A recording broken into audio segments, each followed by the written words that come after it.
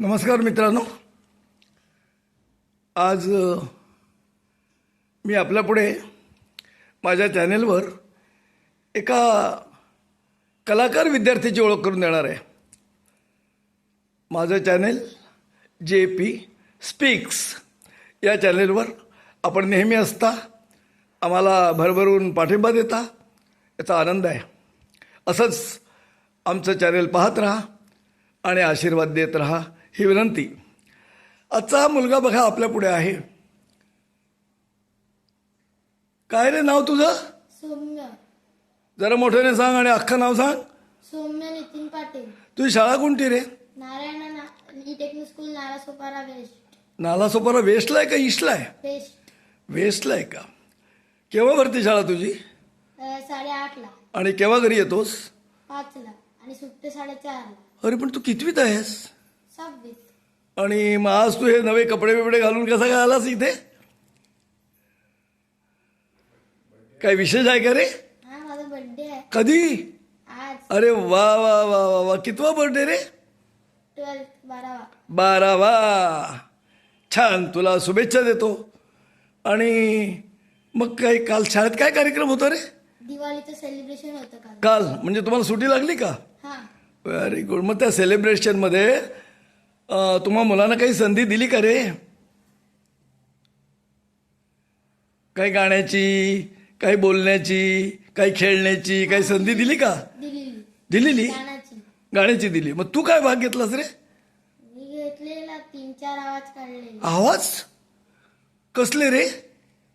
कुत्र्याचे, मांजरीचे, गाडीचे.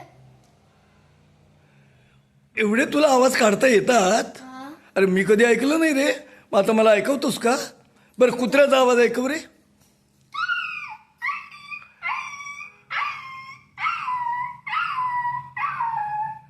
अरे हा कुत्रा तर कुणीतरी मारल्यासारखा केकाटच चालला रे. छान आवाज आहे. बरं, मांजरीचं कसं काढतोस सांग? म्हणजे मांजर आपल्या पायाखाली येते आणि काहीतरी मागते तेव्हा असा आवाज काढते. बरं, पक्ष्याचे कोणते आवाज येतात रे? पक्षातून. कावळ्याचा येतो का? कावळ्याचा? हा, कावळे आले पाहिजे तर कावळ्याला बोलावलं पाहिजे. येते. दाखव बरं. अरे छान आवाज काढतोस रे तू. शाळेत कधी दाखवलीस कसे आवाज काढून? हा, कालच. कालच दाखवले का? मग तुला बक्षीस द्यायला पाहिजे रे. शाबाश. आजच्या वाढदिवसाच्या निमित्ताने तुला शुभेच्छा देतो.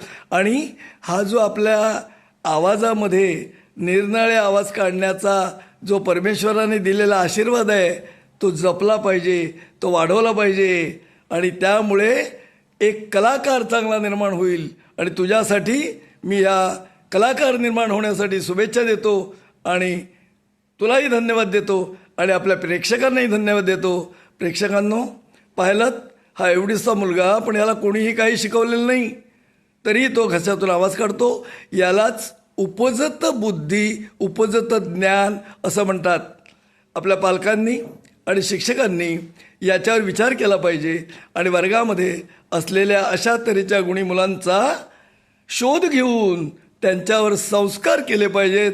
तरच आपल्या समाजाला खूप खूप कलाकार मिळतील आणि आपलं समाजसुद्धा समृद्ध होईल आणि यांचं जीवन सफल होईल. धन्यवाद. आपण माझं चॅनल पाहताय, असंच पाहत राहा आणि मला आशीर्वाद देत राहा. पुन्हा एकदा धन्यवाद देतो आणि मी इथेच थांबतो.